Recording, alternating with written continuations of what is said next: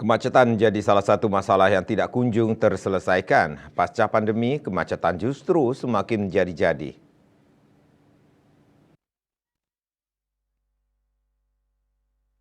Masalah kemacetan ibarat benang kusut tidak jelas ujung dan pangkalnya. Salah satu penyebab kemacetan karena jumlah kendaraan yang terus bertambah sementara infrastruktur jalan tidak mendukung. Selain itu, penggunaan transportasi publik masih sangat terbatas. Menurut Ketua Masyarakat Transportasi Indonesia MTI Bali, Imade Rai Ridarta, kelahiran transportasi publik ini seperti bayi yang mengalami stunting. Disebut mengalami stunting alias pertumbuhan lambat menurut Rai karena dari sekitar 17 koridor yang direncanakan, hanya 8 koridor saja yang baru terrealisasi. Padahal Trans Sarbagita sudah dimulai sejak lama, begitu pula bus Trans Metro Dewata.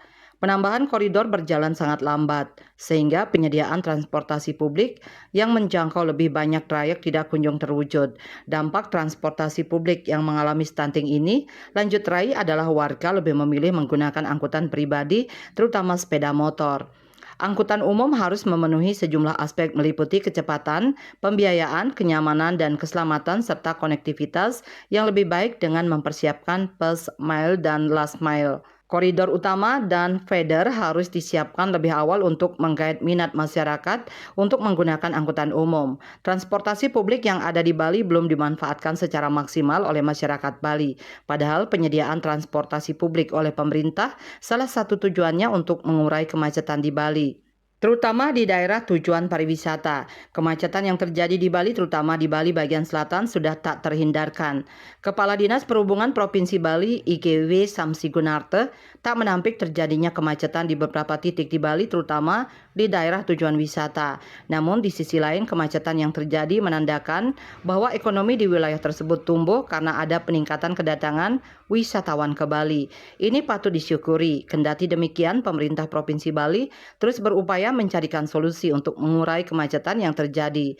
Menurutnya, mengurai kemacetan merupakan bagian dari seni dalam mengelola perkotaan. Perencanaan transportasi publik di Bali sesungguhnya telah diupayakan dengan serius oleh pemerintah. Beberapa yang sudah dieksekusi diantaranya bus Trans Sarbagita dan bus Trans Metro Dewata. Proyek angkutan umum berbasis kendaraan bus ini menjadi penanda lahirnya transportasi publik yang murah dan nyaman sekaligus modern. Pada era tahun 1980 hingga 1990-an, transportasi publik di Bali pernah mengalami masa kejayanya. Banyak warga yang menggunakan angkutan umum untuk mobilitas. Jumlah angkutan umum ketika itu cukup banyak baik untuk dalam kota, angkot, maupun angkutan antar kota dalam provinsi AKDP. Namun saat kepemilikan sepeda motor menjadi lebih mudah dan murah, masyarakat menjadi enggan menggunakan transportasi publik. Secara ekonomi, menggunakan sepeda motor jauh lebih murah, selain itu juga dapat menjangkau semua wilayah yang dituju. Transportasi publik baik yang angkot maupun AKDP ditinggalkan bahkan lambat laun mengalami kepunahan. Di Denpasar, jumlah angkot yang masih tersisa hanya 2 unit. Sejak sekitar 10 tahun yang lalu tidak ada izin trayek bagi angkutan baru yang dikeluarkan Dinas Perhubungan Kota Denpasar. Sepinya penumpang membuat pemilik angkot enggan meremajakan atau memperpanjang izin trayeknya. Risiko lain yang dihadapi masyarakat yang memilih menggunakan angkutan pribadi, terutama sepeda motor, selain kemacetan adalah tingginya angka kecelakaan lalu lintas di Bali. Menurut pihak Jasara Harja, Bali menjadi daerah dengan kecelakaan lalu lintas tertinggi di Indonesia.